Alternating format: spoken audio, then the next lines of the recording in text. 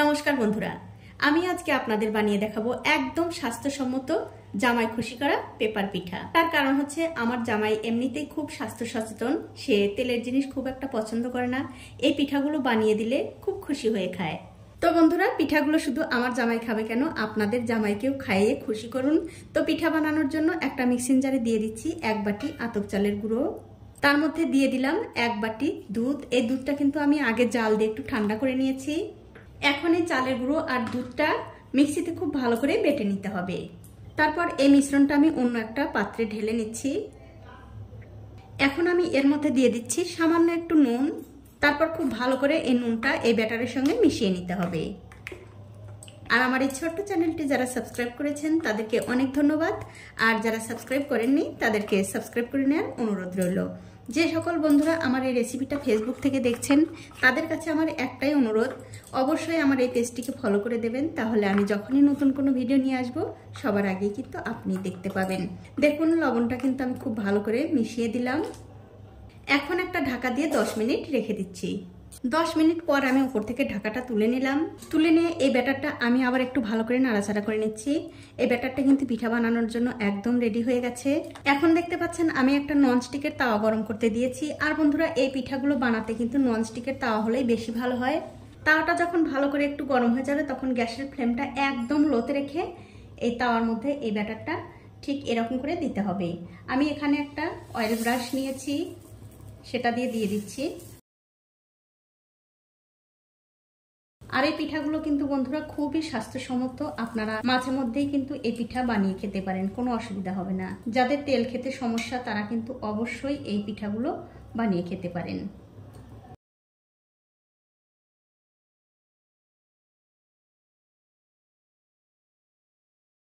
আর অবশ্যই কিন্তু গ্যাসের ফ্লেমটা একদম লোতে থাকবে। দেখুন, ব্যাটারটা কিন্তু আমি খুব ভালো করে দিয়ে দিলাম। এবারে আমি একটুখানি অপেক্ষা করব উপর দিয়ে শুকিয়ে আসার জন্য। কিছুক্ষণ পর যখন দেখবেন উপর দিয়ে শুকিয়ে গেছে তখন এর মধ্যে দিতে হবে একটু নারকেলের পুর। এই নারকেলটা আমি গুড় দিয়ে খুব ভালো করে জাল দিয়ে নিয়েছি, আমরা যেমন নাড়ু খাই ঠিক সেরকম করে জাল দিয়ে নিয়েছি। এখন আমি এখান থেকে একটুখানি নারকেল কোড়া নিয়ে ঠিক এরকম করে হাত দিয়ে একটু চ্যাপটা করে মাঝখানে দিয়ে দেবো।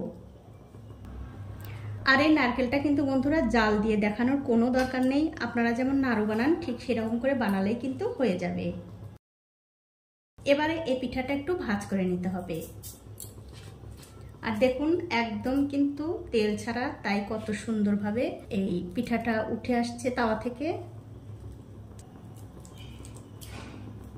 এখন একটু দুই দিকটা এরকম করে সেঁকে নিতে হবে। দেখুন, এই পিঠাটার কিন্তু আমি দুই দিকটাই ভালো করে সেঁকে নিয়েছি। এটা হয়ে গেছে, এটা আমি তুলে নিচ্ছি। আমি আরো একটা পিঠা বানিয়ে আপনাদের দেখিয়ে দিচ্ছি। আর এই পিঠাগুলো বন্ধুরা আমি আগেও বলেছি, বানানো কিন্তু একেবারে সোজা। শুধু দিদিরা নয়, দাদারাও কিন্তু এই পিঠাটা বানিয়ে খেতে পারবেন, কোনো ঝামেলা নেই, একদম ঝামেলা ছাড়া।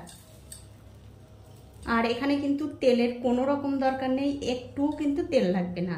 তেল ছাড়াই এই পিঠাগুলো হয়ে যাবে।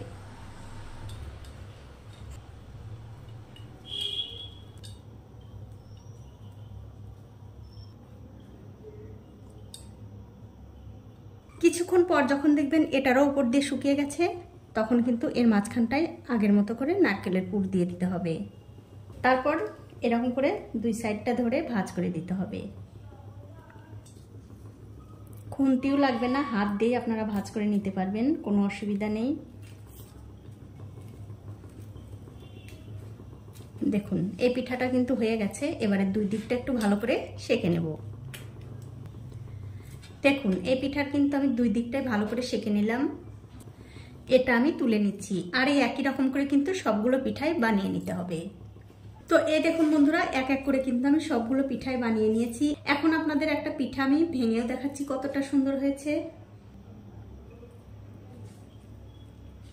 দেখুন, খেতে কিন্তু দারুণ হয়।